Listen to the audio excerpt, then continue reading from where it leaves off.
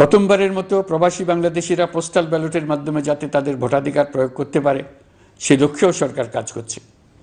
তবে আমরা মনে করি না যে একটা নির্বাচন কমিশন গঠন করে দিলেই নির্বাচন আয়োজনে আমাদের দায়িত্ব শেষ। রাষ্ট্র ব্যবস্থায় সংস্কার আমাদের এই সরকারের অন্যতম অঙ্গীকার। আপনারাই আমাদেরকে এই ম্যান্ডেট দিয়েছেন। যেই 6টি সংস্কার কমিশন আমরা শুরুতে গঠন করেছিলাম তারা ইতোমধ্যে তাদের কার্যক্রম অনেক দূর এগিয়ে নিয়েছে। বিভিন্ন গণমাধ্যমে আপনারা তাদের কার্যক্রমের আপডেটও দেখছেন। কয়েকটি সংস্কার কমিশন ডিজিটাল প্ল্যাটফর্ম গঠন করেছে।